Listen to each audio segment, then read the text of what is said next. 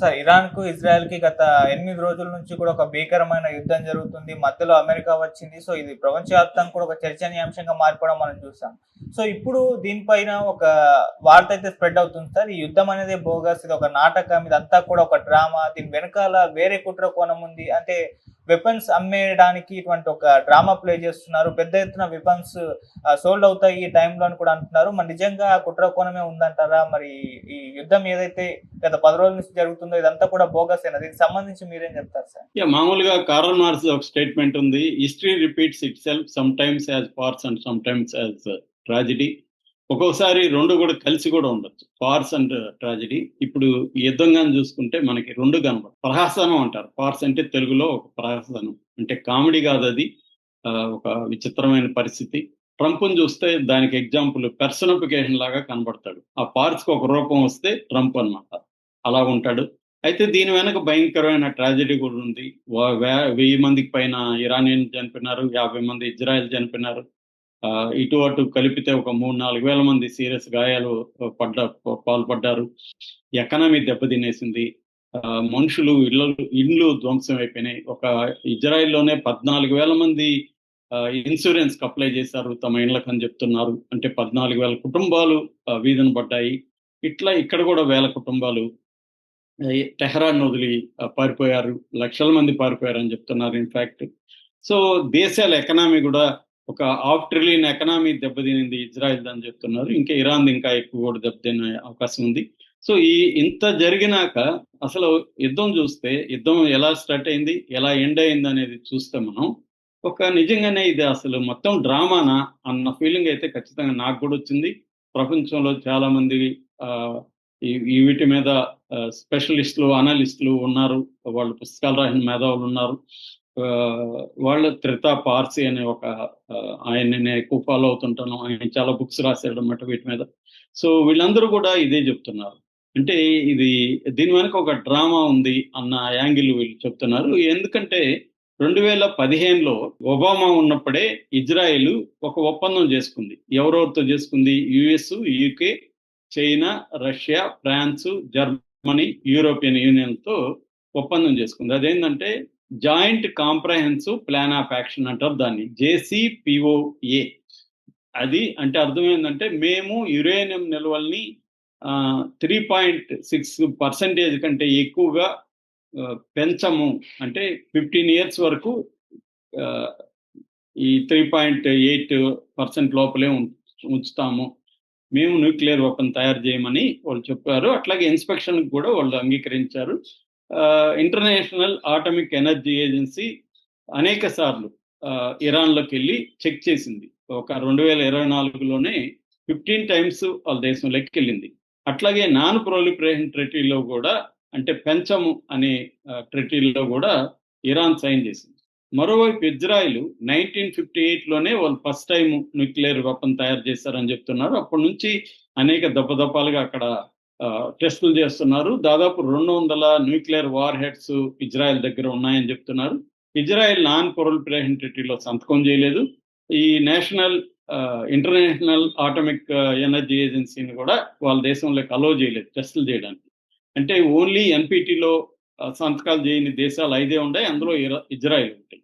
అంటే ఇజ్రాయెల్ దగ్గరేమో అనుభవం ఉంది, వాళ్ళేమో ఎక్కడ సంతకాలు చేయలేదు, ఎవరిని రానివ్వట్లేదు. కానీ ఆ దేశాన్ని ఎవడు ఏమో అనడం. ఇరాన్ ఏమో సంతకాలు చేసింది, తమ దేశంలో ఇన్స్పెక్షన్కి వచ్చింది, 2015లో ఒప్పందం చేసుకుంది. కానీ ఈ దేశంలో బాంబులు ఉన్నాయని చెప్పి దాడి చేస్తారు.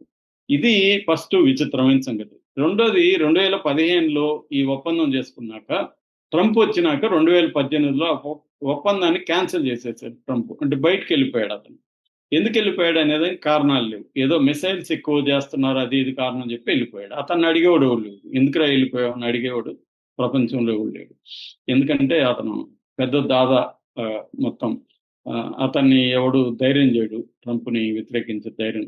ఏ దేశ ప్రధానమంత్రి కానీ ప్రెసిడెంట్ కానీ చేసే పరిస్థితి లేదు. మనం కూడా చూసాం కదా, ట్రంప్ చెప్తూ మోసుకొని ఇక్కడ రాజీ పడ్డాయి ఇండియా అండ్ పాకిస్తాన్. ఏ ఆపండ్రా కొట్టుకోవడం చాలే అంటే ట్రంప్ ఆపేశారు. ఇక్కడ వేరే కారణం ఏం లేదు. ట్రంప్ చెప్తే వీళ్ళు ఆపారు అంతే. వీళ్ళు ఏవో చెప్తారు కానీ వీళ్ళకి గట్టిగా ట్రంప్ని ఇప్పటి వరకు మోడీ నువ్వు చెప్పింది తప్పురా, అసలు ట్రంప్ ఎవడు చెప్పడానికి, నువ్వెవడు మా యుద్ధం ఆపడానికి అని మోడీ అనాలి కదా, అనలేదు ఇప్పటి వరకు.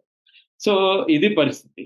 సో అంటే ఇప్పుడేమైంది, ట్రంప్ వచ్చినాక ఖతార్లో మీడియేషన్లో, ఖతార్ అండ్ ఒమన్ మీడియేషన్లో ఖతార్లో ఒక చర్చలు జరుగుతున్నాయి. ఆయన స్టీవ్ మెట్కాఫ్ అని ట్రంప్కి చాలా క్లోజ్ ఫ్రెండ్, బిజినెస్ అసోసియేట్, అతన్ని చర్చలకు పంపించాడు ట్రంప్. ఇరాన్ తరపున అబ్బాస్ అరాక్చి ఫారిన్ మినిస్టర్, ఈయన వెళ్ళి చర్చలు చేస్తున్నారు. 5 సార్లు చర్చలు అయిపోయినాయి. 6వసారి జూన్ 15 అనుకున్నారు.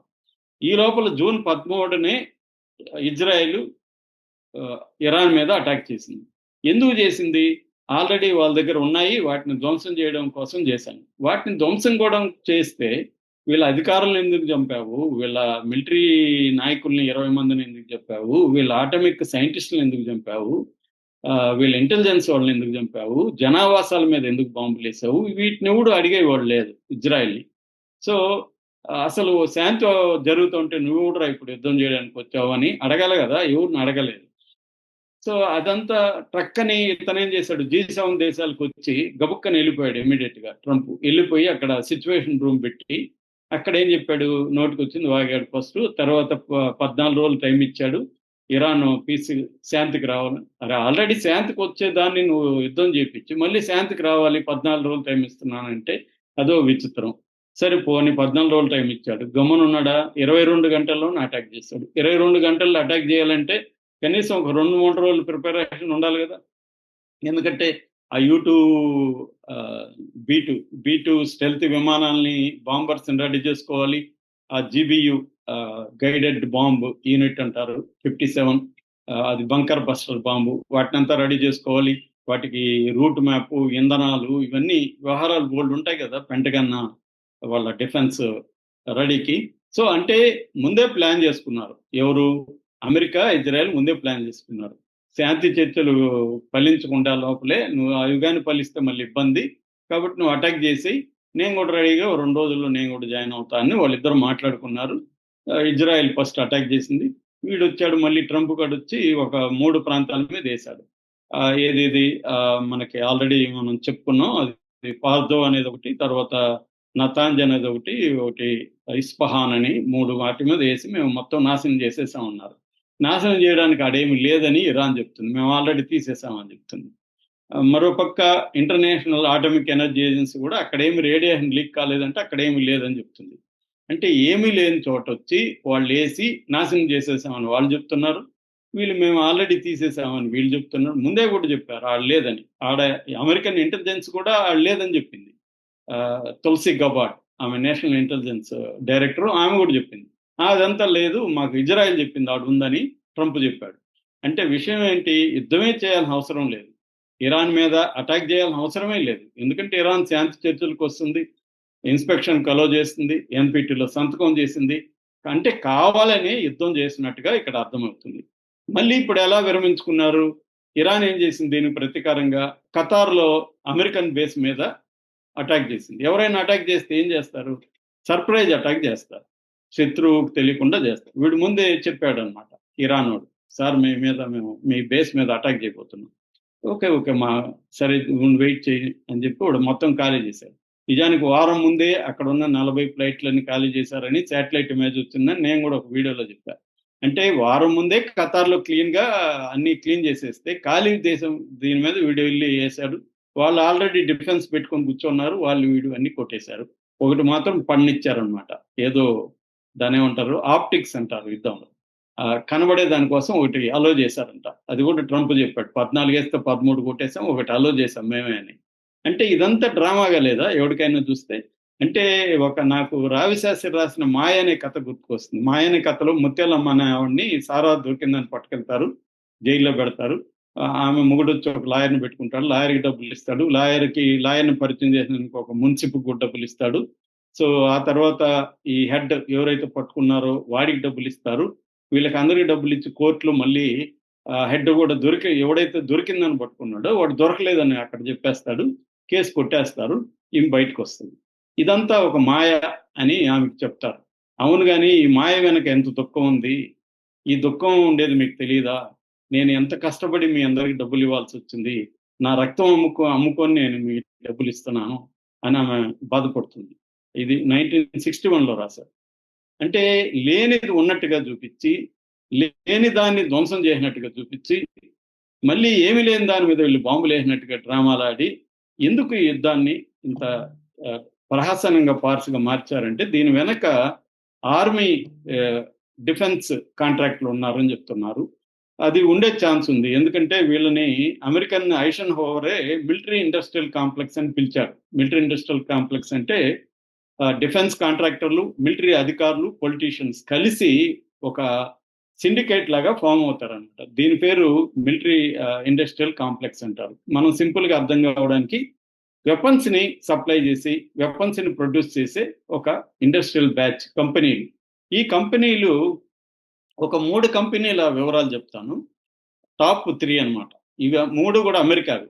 లాక్ హెడ్ మార్టిన్ అనే కంపెనీ F-35లు, ఇప్పుడు మనం కొనబోయేది కూడా F-35లు. ట్రంప్ మనకు చెప్పాడు, ఆజ్ఞ జారీ చేశాడు, F-35 కొనండ్రా మీరు అన్నాడు. హుజూర్ అనేసి వచ్చాడు మన మోడీ కూడా కొనబోతున్నాం. సో మొన్న మన మీద వేసిన పాకిస్తాన్ వేసింది కూడా F-35.